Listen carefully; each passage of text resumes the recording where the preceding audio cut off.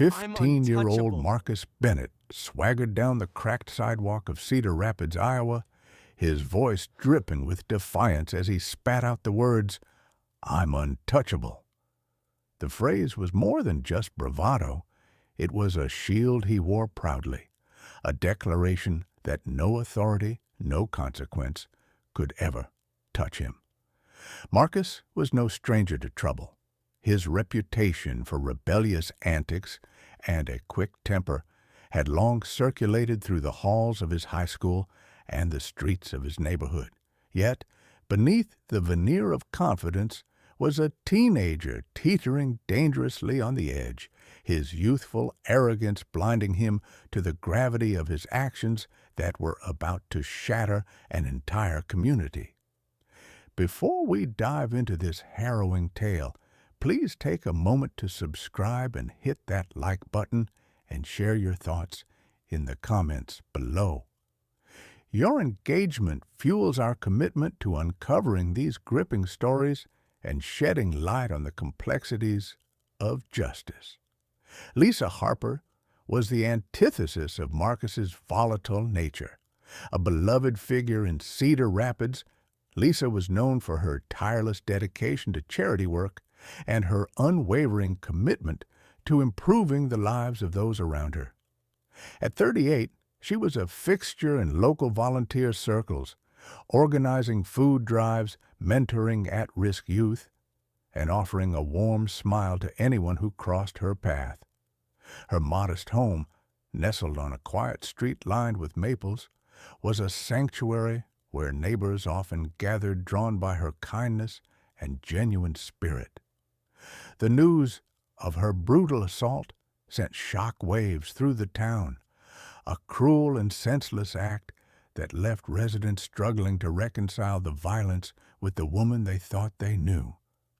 On the evening of June 7th, Lisa was preparing for another community event, her hands busy packing supplies in her modest living room.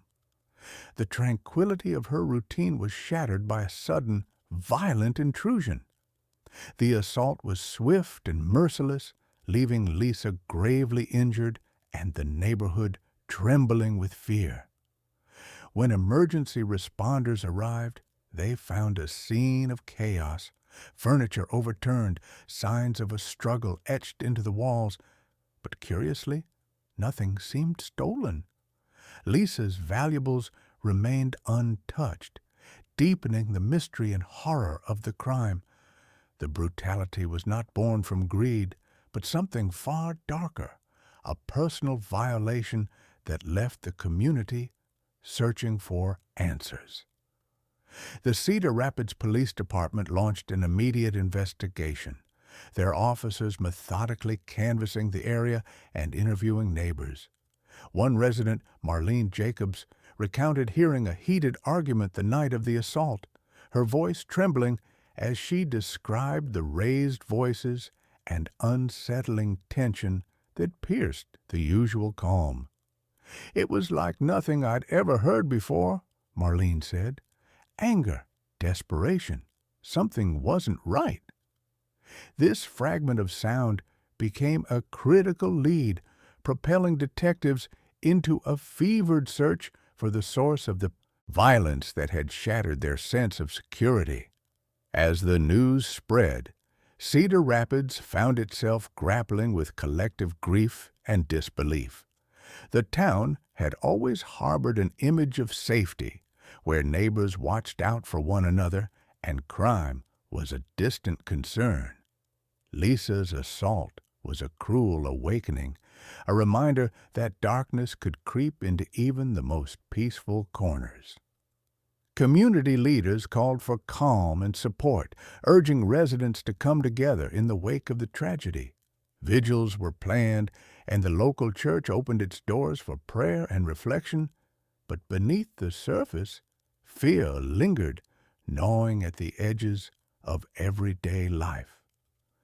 Marcus Bennett's name surfaced early in the investigation, not by chance, but through the meticulous work of the detectives piecing together the night's events.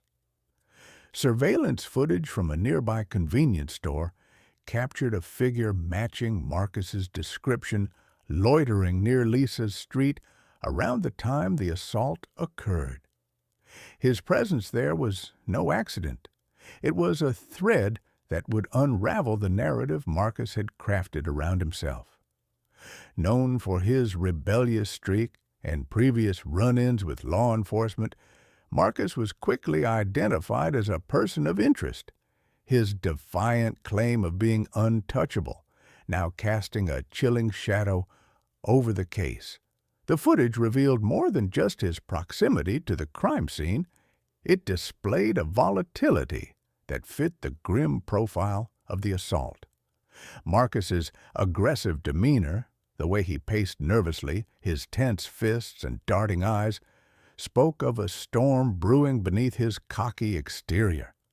For those who knew him, it was a glimpse into the darker impulses he had long struggled to contain, a dangerous mix of bravado and volatility that had finally boiled over into violence. The community, still reeling from the shock, now faced the terrifying reality that one of their own teenagers was at the heart of the crime. This revelation sent ripples through Marcus's school and neighborhood. Teachers who had once tried to reach him spoke in hushed tones about missed opportunities and warnings unheeded. Friends distanced themselves, unwilling or unable to reconcile the boy they knew with the violence he was suspected of committing. Parents grew fearful for their own children, questioning how someone so young could harbor such destructive tendencies. Marcus, meanwhile, remained unrepentant, his earlier declaration of invincibility now a stark contrast to the gravity of the accusations closing in around him. Cedar Rapids braced itself for the unfolding legal battle, a trial that would test the community's resolve and confront the uncomfortable truths about youth, violence, and accountability. As the investigation deepened, so too did the divide between Marcus's self-image and the stark reality of the crime. The phrase, "I'm untouchable," would soon be challenged by evidence, testimony, and the weight of justice in a case that had shaken a town and left a trail of broken lives in its wake. The night air in Cedar Rapids hung heavy with a restless silence, broken only by the distant wail of sirens weaving through the streets toward Lisa Harper's home. Officers arrived to a scene that defied immediate explanation, a home in disarray, yet untouched by theft. The police carefully navigated through the overturned furniture and scattered belongings, their eyes scanning for any clues that might unravel the mystery. The absence of stolen valuables deepened the enigma. It was clear this was not a robbery gone wrong. The violence was personal, targeted, and inexplicably cruel. Detective Samuel Pierce crouched beside a shattered vase, his gaze intense as he pieced together the chaotic tableau. "There's no sign of forced entry," he murmured to his partner. "Whoever did this knew the layout, had to have been let in or was already inside." The statement echoed the chilling possibility that the perpetrator was someone familiar, someone Lisa might have trusted. The team cataloged every detail, from the scuff marks on the walls to the faint streaks of blood on the carpet. Each piece a fragment of a puzzle that refused to fit neatly. Neighbors were quickly canvassed, their recollections painting a picture of unsettling tension the night before the assault. Marlene Jacobs, who had lived across the street for over a decade, recounted the heated argument she had overheard. "It started around 9 p.m., she said, her voice still shaky. "I heard shouting, angry, desperate. It wasn't just a quarrel. There was real pain in those voices."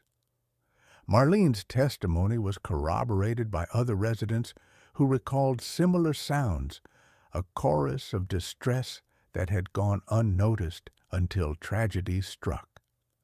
This collective memory became a cornerstone of the investigation, hinting at a confrontation that spiraled into violence. As news of the assault spread, Cedar Rapids grappled with a collective sense of vulnerability.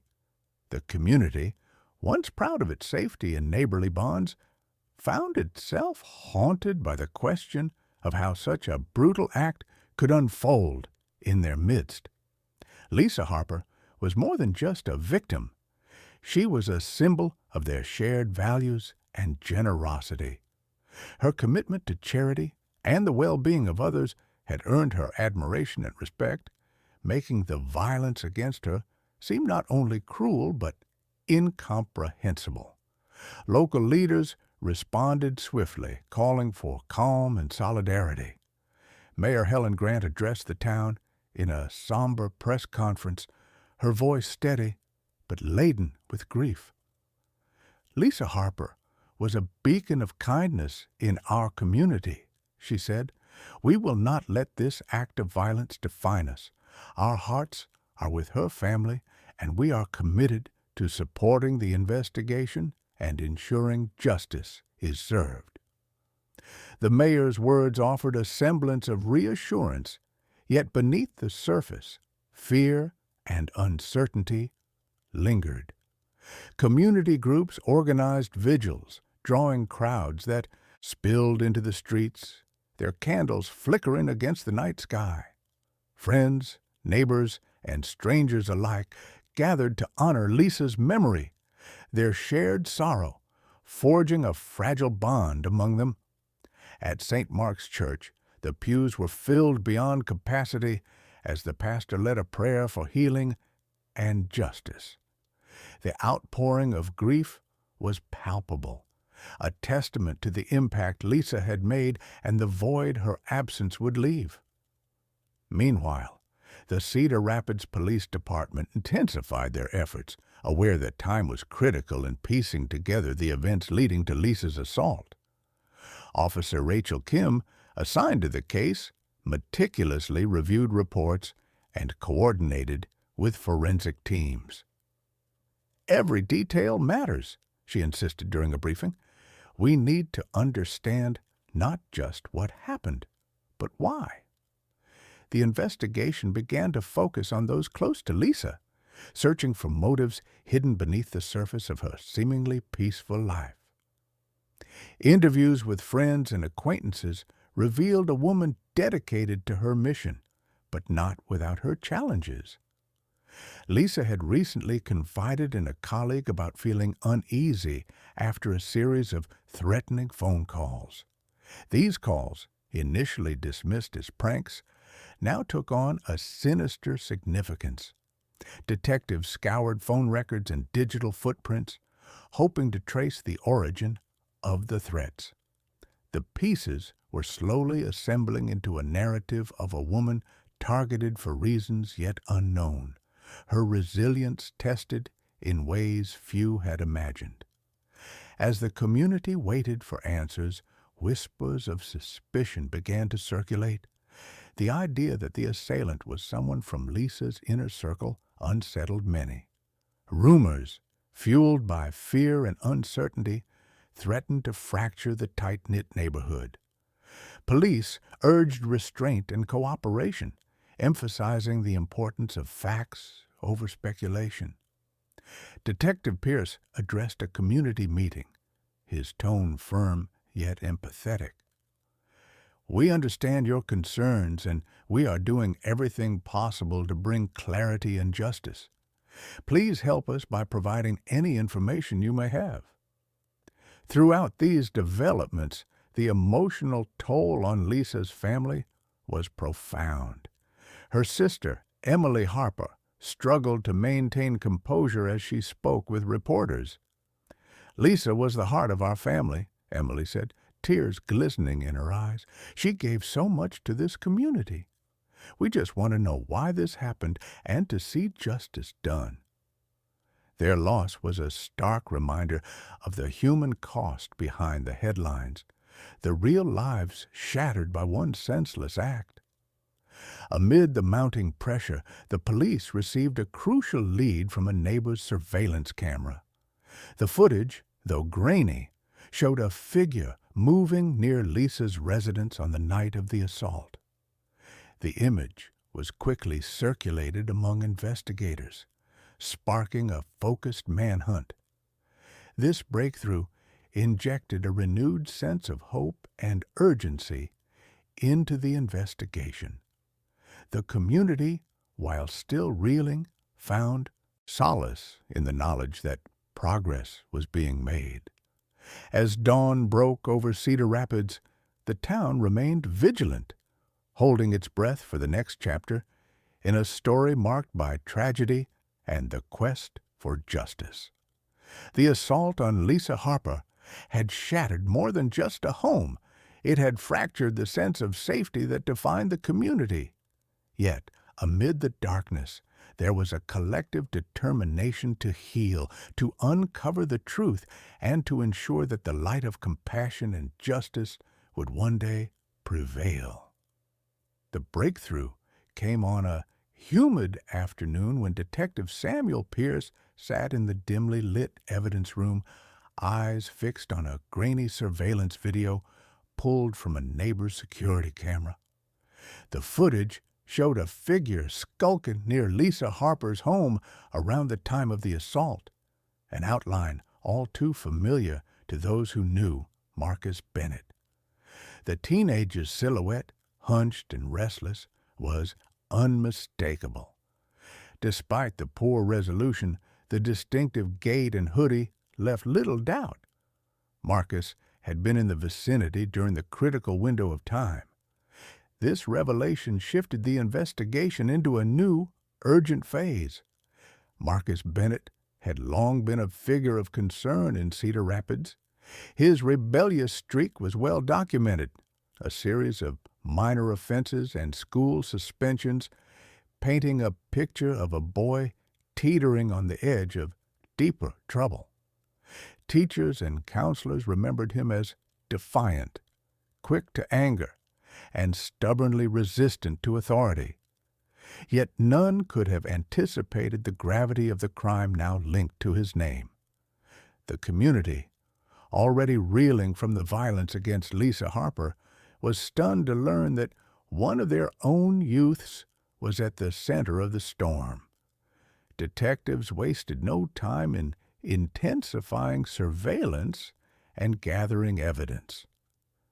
They pieced together Marcus's movements that evening through witness statements and digital footprints, texts, social media activity, and GPS data. The narrative was growing clearer. Marcus had not only been near Lisa's home, but had behaved in a manner consistent with someone involved in the violent incident. His presence was no accident. It was a calculated risk, a reckless foray into darkness that would soon unravel. The police department prepared for a difficult but necessary confrontation as they sought to bring Marcus in for questioning. Officers familiar with his defiant attitude braced for resistance, knowing his reputation for dismissiveness and bravado. When Marcus was finally approached near his usual haunts, his demeanor was as unbothered and cocky as ever. "I'm untouchable," he had boasted weeks earlier, and even now, as officers read him his rights, that same arrogance lingered in his eyes. But beneath the surface, the walls were beginning to close in. Back at the station, the interrogation room was cold and sterile, a stark contrast to the chaos surrounding the case. Detective Pierce sat across from Marcus, watching the teenager's restless energy with a measured gaze. "We have you on camera near the scene," Pierce began, his voice calm but firm. "Tell me what you were doing there." Marcus's response was a mixture of defiance and evasiveness, the words chosen to maintain his facade of invincibility. Yet, as the hours passed, The weight of evidence began to chip away at his bravado. Forensic teams worked tirelessly, analyzing DNA samples, fingerprints, and trace evidence collected from Lisa's home. The results were damning. Marcus's genetic material was found on key surfaces linked to the assault. Blood spatter analysis matched his profile, and fibers from his clothing were discovered in disturbed areas of the residence.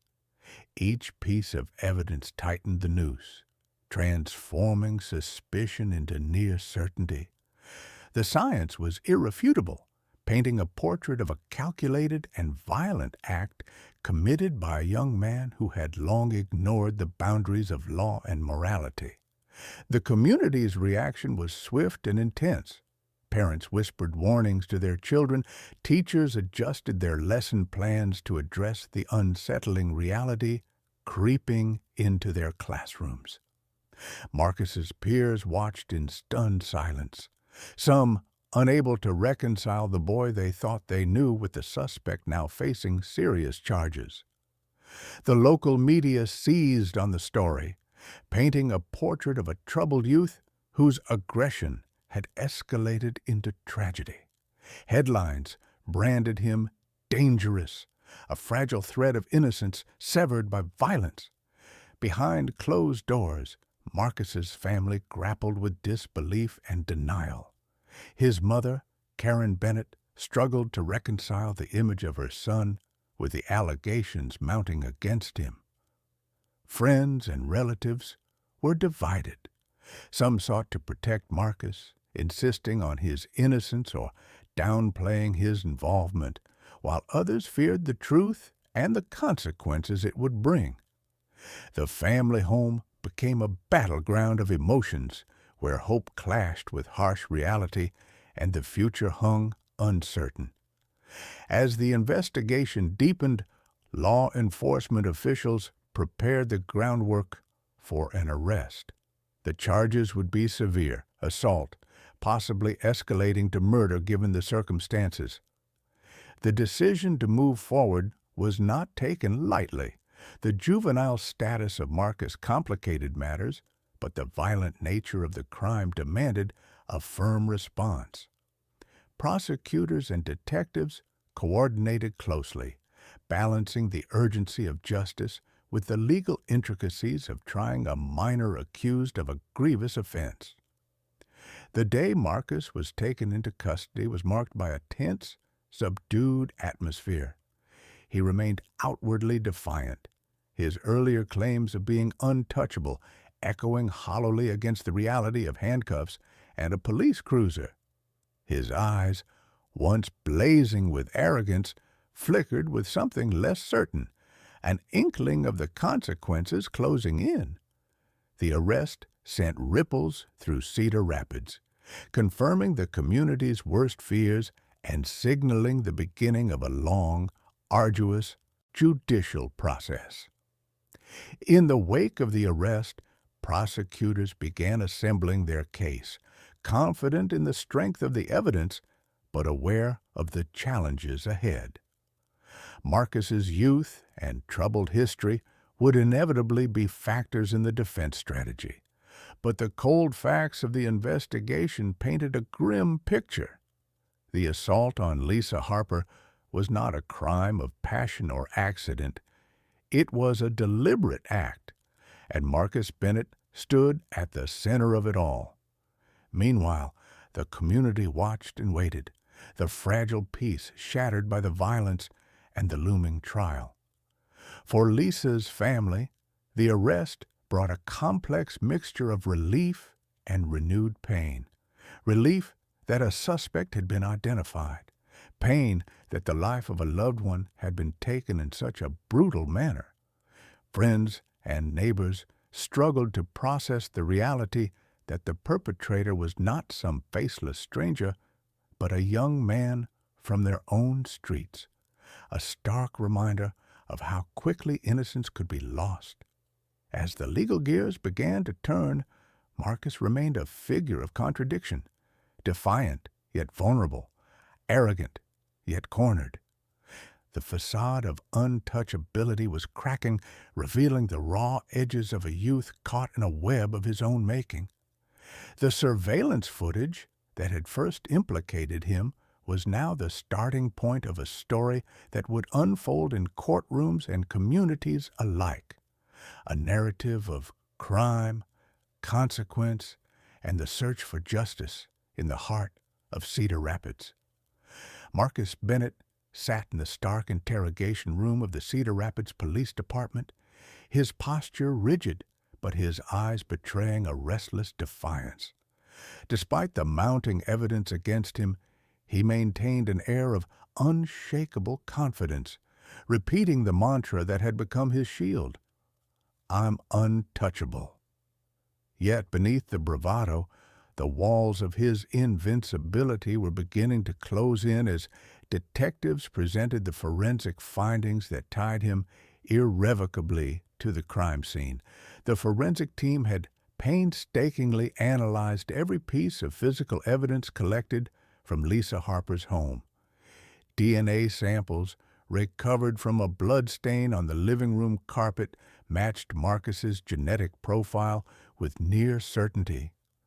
Fingerprints lifted from a broken vase and the doorknob were a perfect match to his, and fibers from the hoodie he was wearing on the night of the assault were found snagged on Lisa's torn clothing.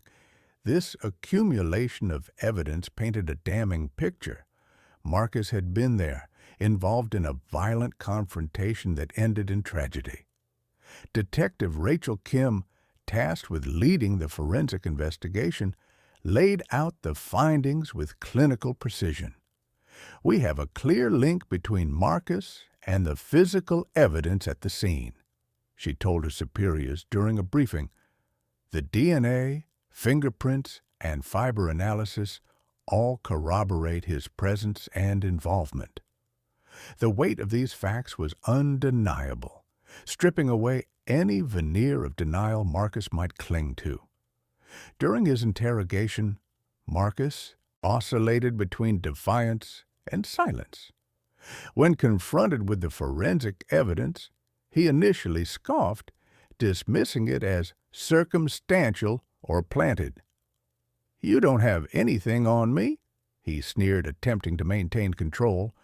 But as detectives methodically presented each piece of evidence, his facade began to crack.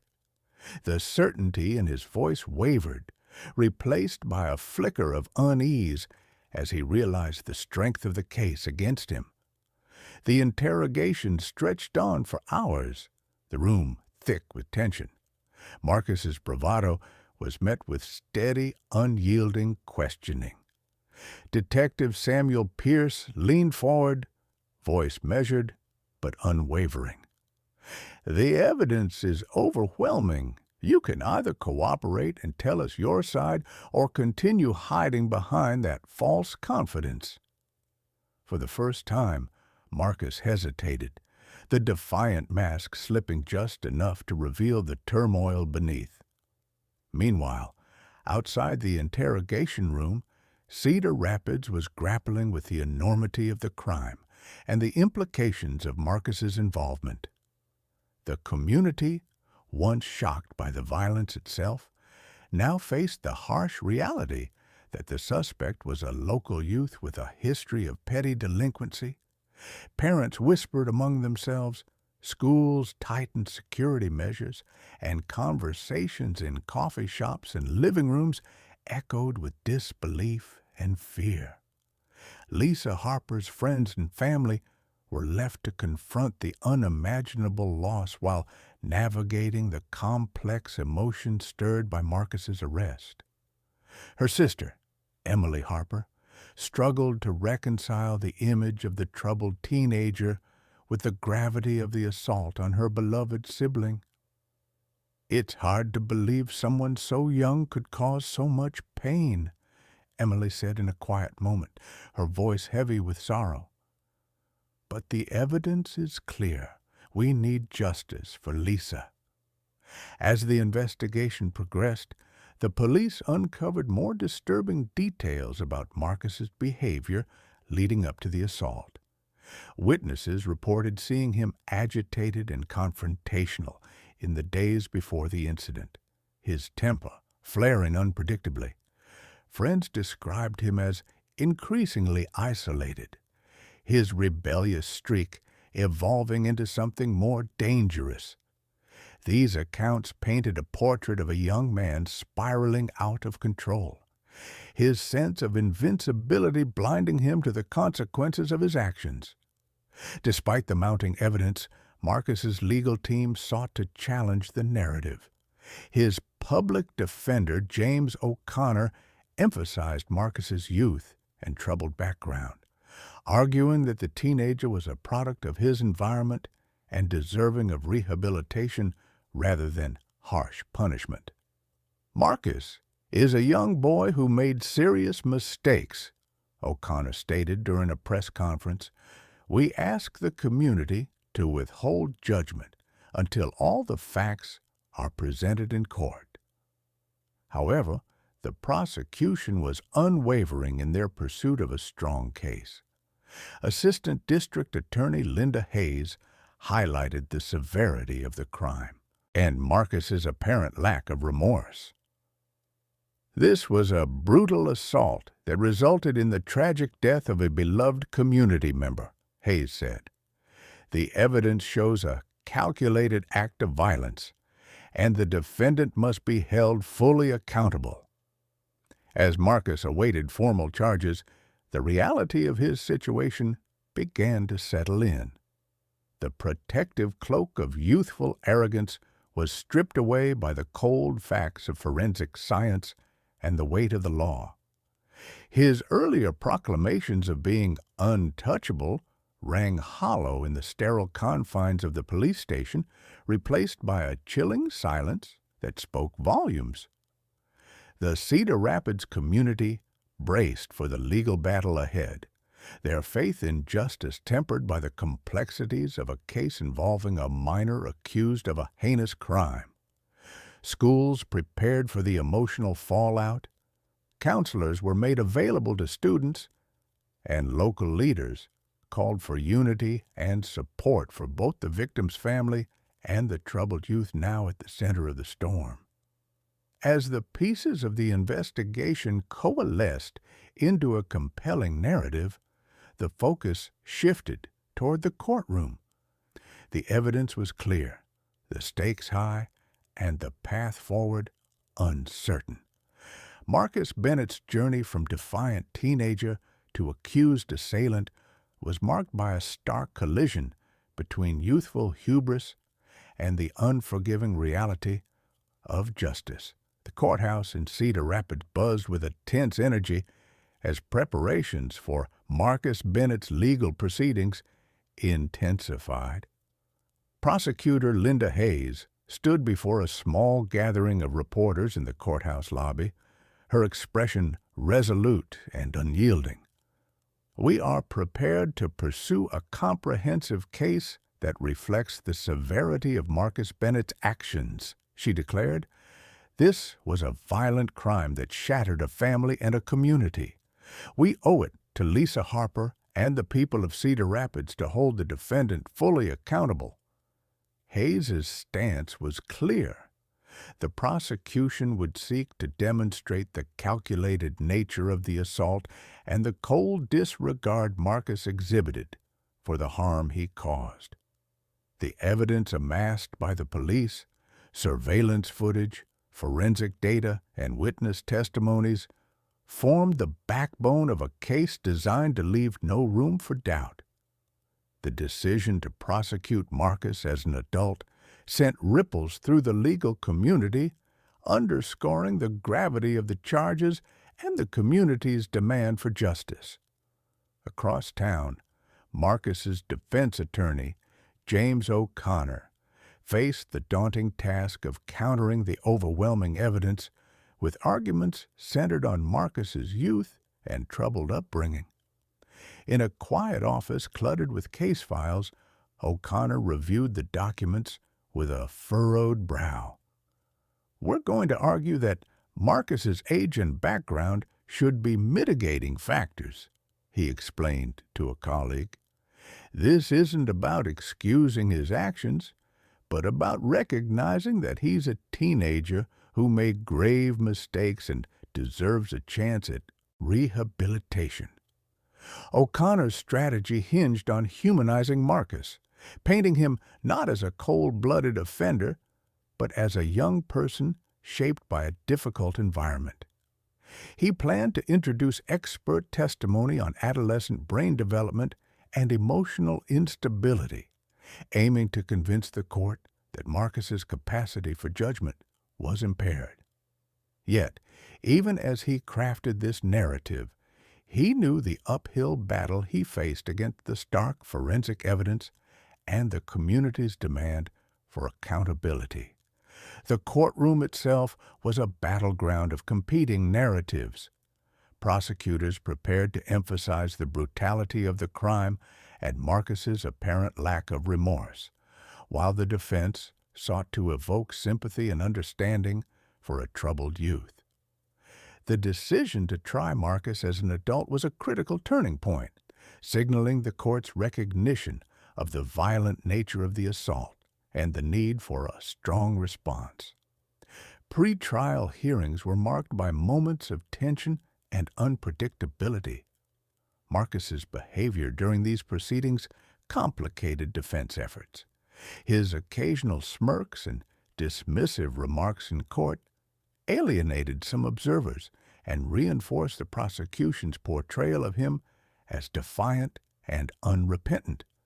Defense attorneys struggled to rein in his attitude, knowing that his demeanor could sway the jury's perception and undermine their case.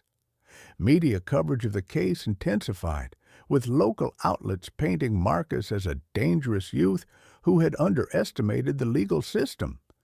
Headlines highlighted his previous run-ins with the law and his arrogant claims of invincibility. Public opinion largely sided with the prosecution, demanding justice for Lisa Harper and expressing concern over the violent tendencies displayed by a teenager raised in their community. Despite the mounting pressure, the defense remained steadfast in their approach. O'Connor sought to introduce evidence of Marcus's turbulent home life, including accounts of neglect and instability, hoping to provide context for his behavior.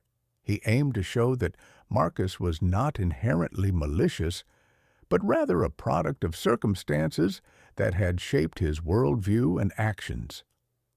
The prosecution countered by focusing on the facts of the crime itself, the violence inflicted on Lisa Harper, the evidence placing Marcus at the scene, and his lack of remorse.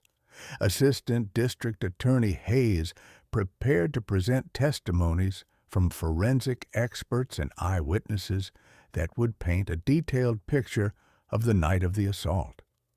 She intended to highlight the calculated nature of Marcus's actions, emphasizing that his youth did not excuse the severity of the offense.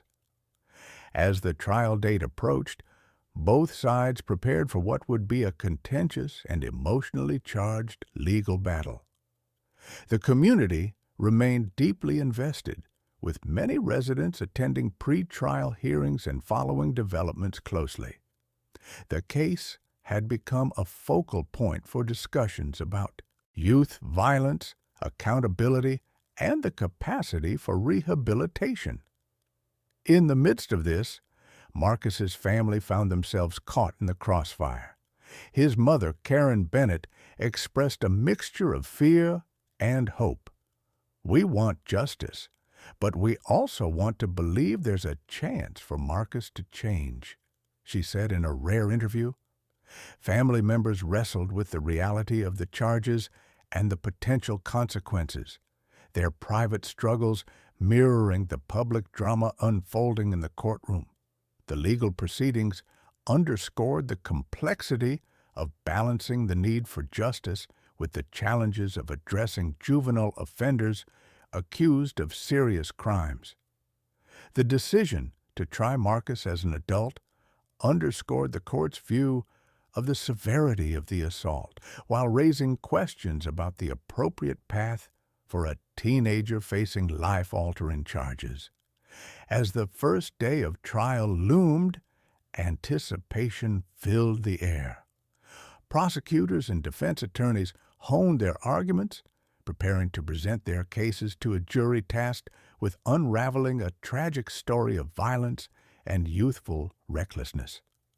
The courtroom would soon become the stage where facts, emotions, and legal strategies collided, shaping the fate of a boy who once claimed he was untouchable, and the community left to grapple with the aftermath of his actions. James O'Connor sat at his cluttered desk, the weight of the upcoming trial pressing heavily on his shoulders. He had spent countless hours poring over Marcus Bennett's juvenile records, school reports, and interviews with those who knew the teenager best. The narrative he sought to build was clear. Marcus was a troubled youth shaped by a difficult environment, not a cold-blooded criminal. But the challenge was immense, especially given Marcus's own defiant attitude that threatened to unravel any attempt at eliciting sympathy. During pretrial hearings, Marcus's behavior was a source of constant frustration for the defense team. In the courtroom, he often smirked or rolled his eyes at the judge's instructions, at times even mocking the solemnity of the proceedings. His audacity was palpable, fueling a perception among prosecutors and observers that he had little regard for the gravity of the situation. "Your Honor, my client's demeanor is not a reflection of his character," O'Connor argued during one hearing, attempting to temper the court's growing impatience. "He's a young boy struggling to comprehend the consequences he faces." Yet, Marcus's defiance extended beyond the courtroom walls. During meetings with his attorney, he was dismissive, resistant to advice, and at times openly hostile. O'Connor found himself walking a tightrope, trying to prepare his client for the harsh realities ahead while managing the teenager's rebellious streak. "Marcus needs to understand that this isn't a game," O'Connor warned during one private session. "Your attitude could influence the jury, and that could be the difference between leniency and a harsh sentence." Marcus responded with a shrug, a glint of invincibility undimmed. The media seized upon Marcus's demeanor, painting a portrait of a dangerous youth who underestimated the law. Headlines in local newspapers highlighted his prior brushes with authority and his dismissive behavior during hearings. Public sentiment leaned heavily against him, with many viewing his attitude as evidence of a lack of remorse and a threat to community safety. The court of public opinion was swift and unforgiving, complicating the defense's efforts to humanize Marcus. O'Connor endeavored to counter this narrative by delving into Marcus's background, seeking to provide context for his behavior. Interviews with teachers, counselors, and family members revealed a pattern of instability, a home marked by neglect, inconsistent discipline, and the absence of positive role models.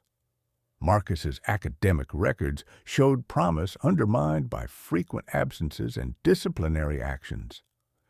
O'Connor planned to introduce expert testimony on the psychological impact of such an upbringing, arguing that Marcus's emotional development had been stunted, leading to poor impulse control and flawed decision-making.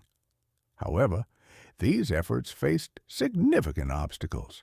The prosecution was relentless in their cross-examinations, challenging the validity of psychological assessments and highlighting inconsistencies in witness statements.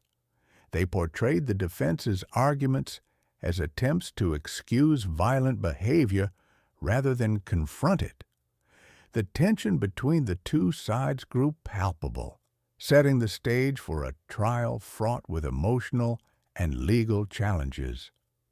As the trial date approached, the courtroom became a focal point for community attention. Local residents attended hearings in large numbers, eager to witness the unfolding drama. Emotions ran high, with some expressing anger and a desire for justice, while others voiced concern over the fate of a young man caught in a legal maelstrom. The atmosphere was charged, reflecting the deep divisions and complexities inherent in the case. Meanwhile, Marcus's family found themselves in turmoil. His mother, Karen Bennett, struggled to maintain composure amid the public scrutiny and the weight of impending consequences. Family members debated how best to support Marcus, torn between hope for his rehabilitation and the harsh realities of the charges he faced.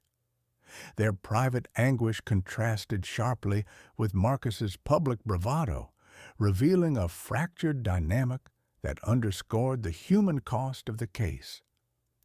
Defense preparations intensified, focusing on building a narrative that would resonate with the jury. O'Connor worked closely with child psychologists and social workers to develop a portrayal of Marcus as a product of his environment, a young person capable of change if given the opportunity. The defense sought to emphasize themes of redemption and the potential for rehabilitation, hoping to sway the court away from punitive measures. Conversely, the prosecution readied their witnesses and evidence to underscore the severity and premeditated nature of the crime. They aimed to dismantle the defense's portrayal by highlighting Marcus's actions leading up to and during the assault, painting a picture of calculated violence rather than impulsive misjudgment. Their strategy hinged on reinforcing the community's demand for accountability and ensuring that the jury understood the full impact of the crime. Throughout this period, Marcus remained a complex figure, caught between youthful arrogance and the dawning realization of his predicament. His outbursts and defiance were interspersed with moments of silence and reflection, hinting at the internal struggle beneath the surface. Counselors appointed to assist him noted these fluctuations, recognizing the challenge of reaching a young person wrestling with guilt, fear, and denial. As opening statements neared, both sides prepared for the pivotal moment when their narratives would be laid bare. The prosecution intended to present a compelling case grounded in evidence and the community's pain, while the defense planned to appeal to the jury's empathy and sense of justice tempered with mercy. The courtroom was set to become the arena where Marcus Bennett's fate would be decided. A young life balanced precariously between condemnation and hope. The courtroom was suffused with a heavy silence as the trial of Marcus Bennett commenced, the air thick with anticipation and unspoken tension. Prosecutor Linda Hayes rose first, her voice steady and resolute as she addressed the jury. "This case is about more than just the tragic death of Lisa Harper," she began. "It is about accountability, justice, and the brutal reality of a violent act that shattered a community. The evidence will show that Marcus Bennett was not only present, but responsible for this heinous crime." Hayes unfolded a meticulous narrative, weaving together forensic evidence, eyewitness testimony, and the surveillance footage that placed Marcus near the scene. The prosecution painted a portrait of calculated violence, emphasizing the cold disregard Marcus showed for the life he took. Photographs of the crime scene, the blood spatter analysis, and the recovered fibers and fingerprints were all laid bare, each piece reinforcing the undeniable connection between Marcus and the assault. Throughout the proceedings, Marcus sat impassively, his gaze fixed ahead but devoid of visible emotion. His cold demeanor became a focal point, reinforcing the prosecution's depiction of a youth unburdened by remorse. Witnesses recounted the events of that night with grim precision, their testimonies punctuated by moments of raw emotion. The jury watched intently as the narrative unfolded, the weight of the evidence pressing upon them. The defense took the floor with a contrasting approach, seeking to humanize Marcus and challenge the prosecution's portrayal. James O'Connor called upon expert witnesses in adolescent psychology who testified about the developmental challenges faced by teenagers, particularly those from troubled backgrounds.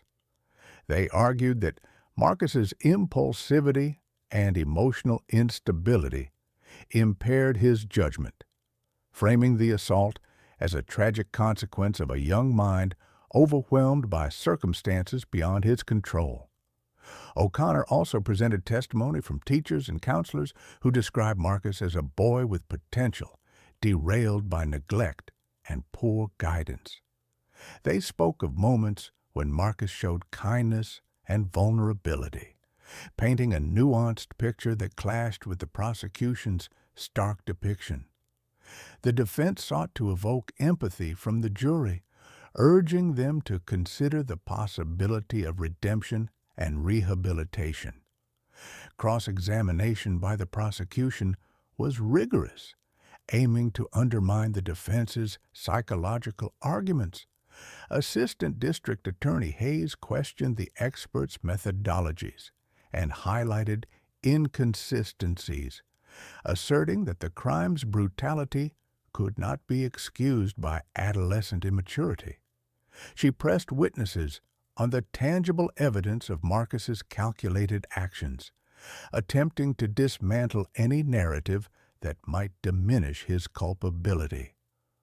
Marcus's own demeanor under scrutiny further complicated the defense's position.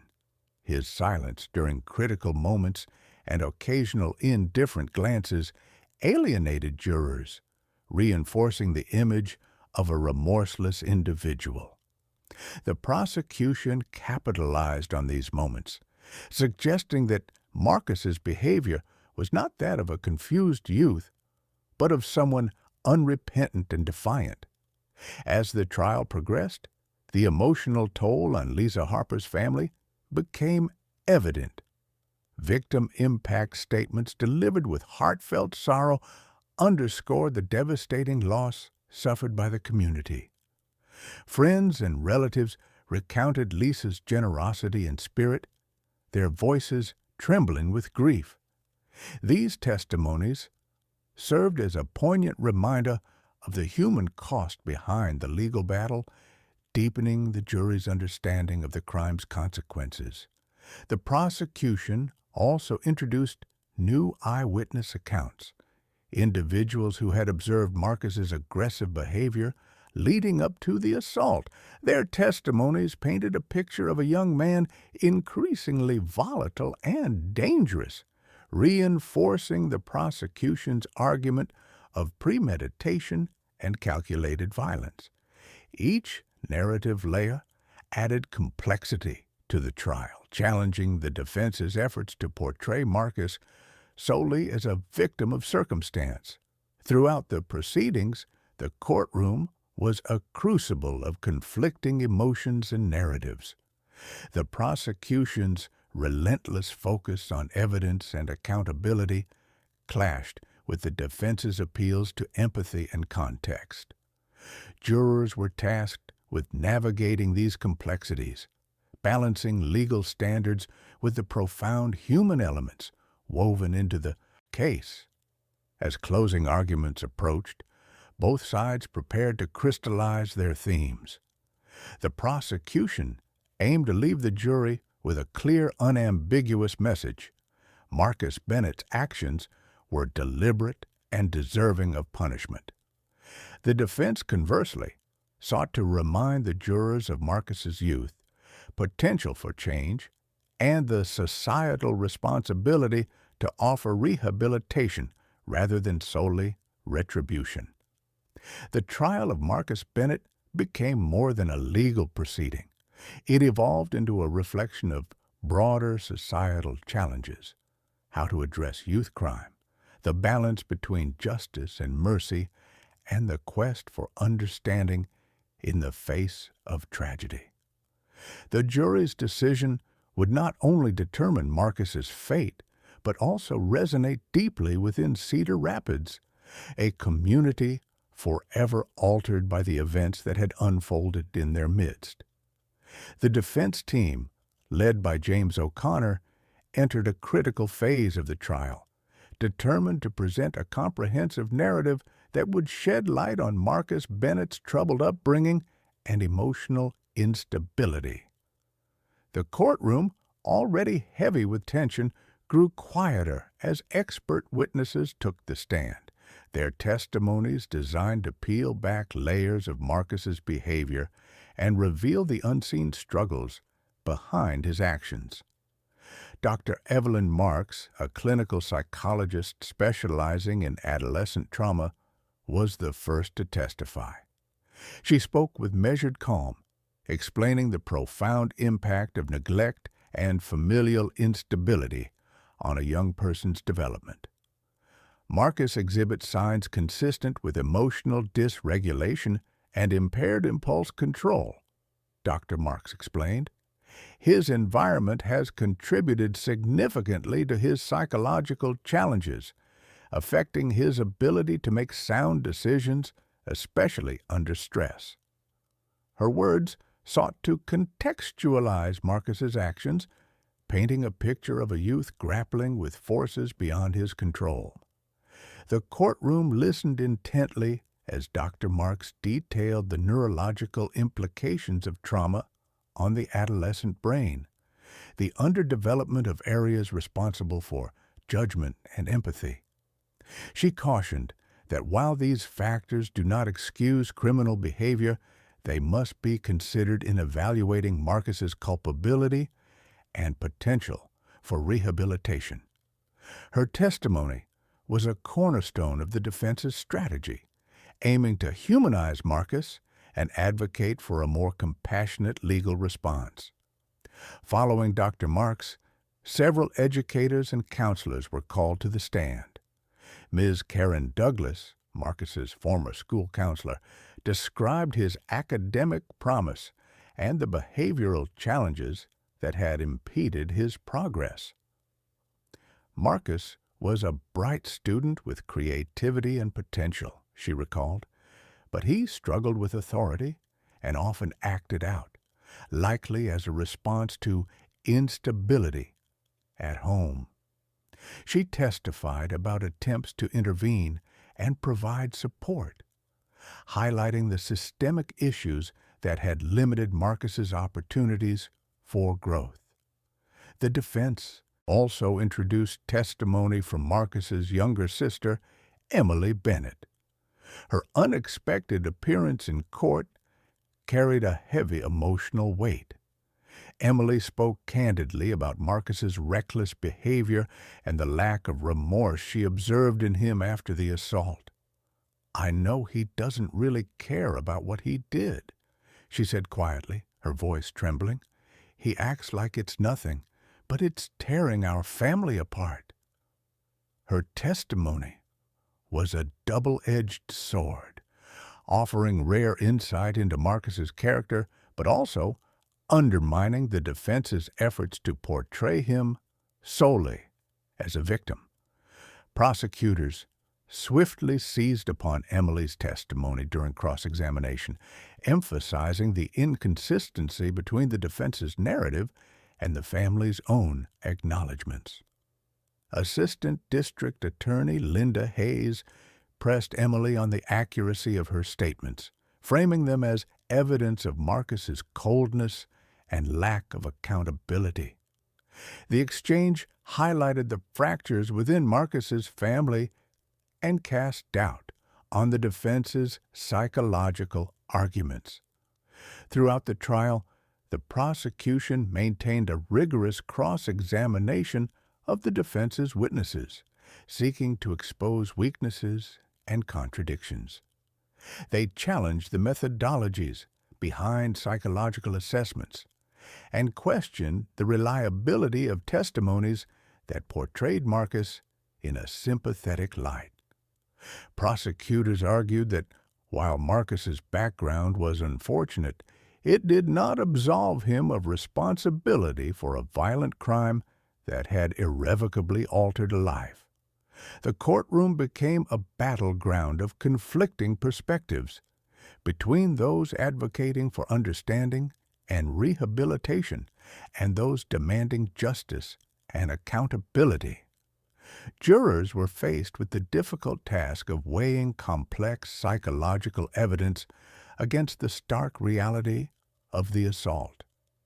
The defense's portrayal of Marcus as a damaged youth clashed with the prosecution's depiction of him as a dangerous individual who acted with disregard for human life. Marcus's own behavior throughout the proceedings continued to complicate the defense's position. His occasional displays of indifference and refusal to engage with the emotional gravity of the trial alienated some jurors, reinforcing the prosecution's argument of a remorseless defendant. Defense attorneys struggled to manage his courtroom demeanor, knowing that jurors often respond not only to facts, but to the perceived character of the accused. Outside the courtroom, the community remained deeply divided. Public opinion largely favored the prosecution, with many residents demanding a firm response to the violence that had shaken their town. Yet, discussions about the role of environment, mental health, and the justice system's handling of juvenile offenders gained prominence. The case sparked broader conversations about how to balance punishment with the potential for rehabilitation in young offenders. As the trial neared its conclusion, both sides prepared for the final decisive moments. The defense hoped that their comprehensive presentation would sway the jury toward leniency, emphasizing Marcus's capacity for change. The prosecution aimed to reinforce the necessity of accountability, advocating for a sentence reflective of the crime's severity and the community's need for safety. The courtroom awaited the closing chapters of a trial that had laid bare the complexities of youth, violence, and justice. The fate of Marcus Bennett now rested in the hands of 12 jurors tasked with navigating a tangled web of evidence, emotion, and moral judgment. A decision that would reverberate far beyond the walls of the courtroom and into the heart of Cedar Rapids. The courtroom was heavy with emotion as the victim impact statements began, casting a sobering light on the consequences of Marcus Bennett's actions. Friends and family of Lisa Harper took turns at the stand, their voices trembling with grief, but resolute in conveying the profound loss that rippled through the community. Each testimony painted a vivid picture of Lisa's warmth, generosity, and the indelible mark she left on the lives she touched. Amelia Sanchez, Lisa's closest friend, spoke through tears. "Lisa was the heart of our community," she said, her voice breaking. "Her kindness knew no bounds. She gave her time, her love, and her strength to so many. Losing her feels like losing a part of ourselves."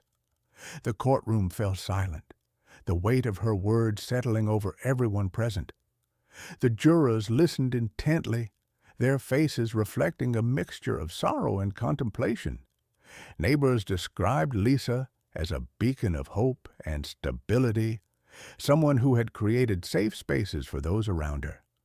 Stories of her volunteer work, her mentorship of troubled youth, and her unwavering support for local charities underscored the tragedy of a life so devoted to others, cut short by senseless violence.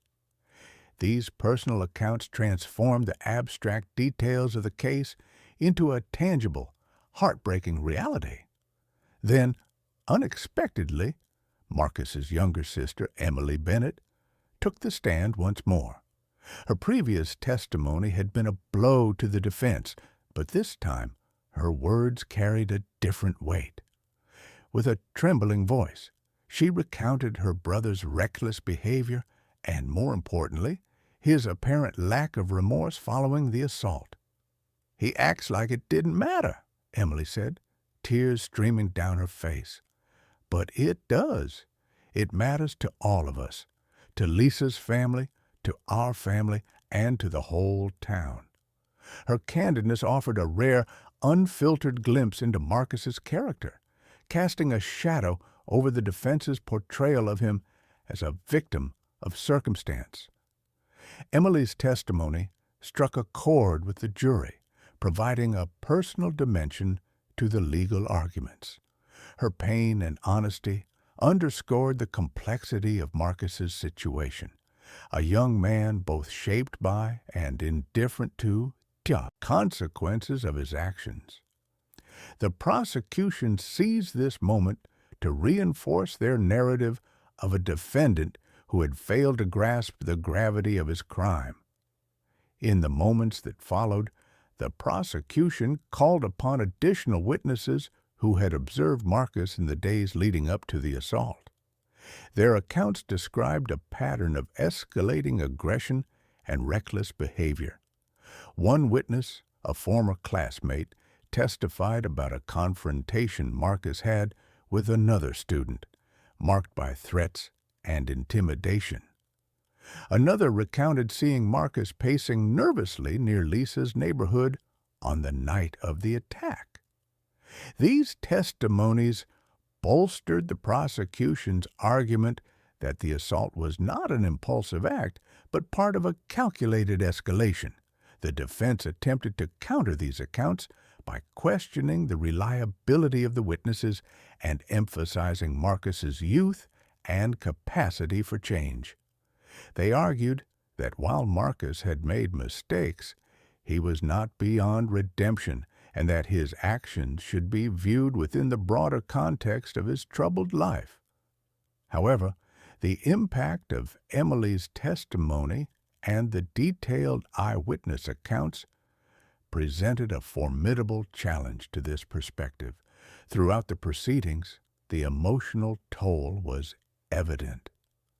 Family members on both sides grappled with the pain and uncertainty, their anguish palpable in the courtroom's charged atmosphere. Lisa's family, though devastated, remained composed, their resolve to seek justice unwavering. Marcus's relatives wrestled with conflicting emotions, love, disappointment, fear, and hope, entwined in a complex web of family loyalty and sorrow. As the victim impact statements concluded, the weight of the trial's human dimension settled over the courtroom. The jurors faced the daunting task of balancing legal facts with the profound emotional realities laid bare before them. Marcus Bennett's fate was no longer just a matter of evidence and law. It had become a reflection of human loss, accountability, and the search for meaning in the aftermath of tragedy. Outside the courthouse, the community remained deeply divided. Vigils and memorials for Lisa continued, serving as both a tribute to her life and a collective catharsis for a town struggling to heal. Conversations about justice, rehabilitation, and the nature of youth violence permeated community centers, schools, and homes. The trial had ignited a broader dialogue about the challenges facing young people and the responsibilities of society to both protect and reform. Within this charged environment, the jury retreated to deliberate. The evidence was complex, the emotions raw, and the stakes high. Each juror carried the weight of the decision they were about to make, a verdict that would not only determine Marcus Bennett's future, but also send a message to Cedar Rapids about justice, accountability, and the possibility of redemption. The hours of testimony, the stark realities of the crime, and the echoes of loss converged in the silent deliberation room where the fate of a young man and a grieving community hung in the balance. After less than an hour of deliberation, the jury filed back into the Cedar Rapids courtroom, their faces a mixture of solemnity and resolve. The tension in the room was palpable as Judge Stephen Caldwell called the court to order and asked the foreperson to read the verdict. The words that followed shattered the fragile stillness. Marcus Bennett was found guilty of first-degree murder. A collective gasp rippled through the courtroom. Marcus, who had sat with a defiant posture throughout the trial, suddenly appeared unmoored. The bravado that once shielded him dissolved into a pale, stunned expression, his eyes wide with the stark reality of the consequences now fully upon him. For the first time since his arrest, the veneer of invincibility cracked, revealing a young man confronted with the gravity of his actions and the irrevocable path that lay ahead. Judge Caldwell's voice filled the courtroom as he prepared to deliver sentencing. His tone was measured but carried the weight of stern condemnation. "Marcus Bennett," he began, "your actions have inflicted irrevocable harm on an innocent life and shattered the peace of this community. Your arrogance and lack of accountability have made it clear that you failed to grasp the severity of your crime." The judge recounted the brutal nature of the assault on Lisa Harper, emphasizing the cruelty and senselessness of the act. He acknowledged the defense's arguments regarding Marcus's youth and background, but underscored that these factors could not excuse the deliberate violence inflicted upon the victim. "The law demands that justice be served," Judge Caldwell declared. "Therefore, I sentence you to 60 years in prison without the possibility of parole." The sentence hung heavily in the air, a final, unyielding response to a crime that had rocked Cedar Rapids to its core. Marcus's body stiffened, his earlier bravado replaced by a palpable panic. The words, "without the possibility of parole," echoed relentlessly in his mind, a grim reminder that his youth offered no shield from the harshness of justice. As the court clerk moved to process the sentencing, Marcus's defense attorney stepped forward, expressing intent to appeal but acknowledging the difficulty of the task ahead. The prosecutor nodded solemnly, satisfied that justice had been served yet mindful of the lingering wound the case had left behind. Outside the courtroom, reactions were swift and varied. Lisa Harper's family and supporters embraced, tears mingling with relief that the verdict matched their sense of justice. The community breathed a collective sigh, the verdict providing a measure of closure to a painful chapter. Yet, beneath the surface, there remained a quiet reckoning with the complexities of youth, violence, and the legal system's role in balancing punishment with potential rehabilitation. Marcus was escorted from the courtroom, the weight of the sentence pressing down as reality settled fully upon him. The once defiant teenager was now a prisoner of his own making, forced to confront the consequences of a moment that had forever altered countless lives. As he was led away, the courtroom was filled with a heavy silence, the finality of the verdict a stark testament to a life spiraling into darkness. For Cedar Rapids, the trial and its outcome marked the end of a painful ordeal, but also the beginning of a long journey toward healing. The community grappled with the loss, the legal reckoning, and the questions about how to prevent such tragedies in the future. Vigils continued, conversations deepened, and the memory of Lisa Harper remained a guiding light amid the shadows. In the courtroom, Judge Caldwell's final words lingered, "Let this serve as a reminder that no one, not even the young and reckless, is above the law. Justice is not a privilege, it is a necessity." The sentence, the verdict, and the shattered innocence of a boy who once claimed he was untouchable became a solemn chapter in Cedar Rapids' history, a cautionary tale of violence, accountability, and the enduring search for justice.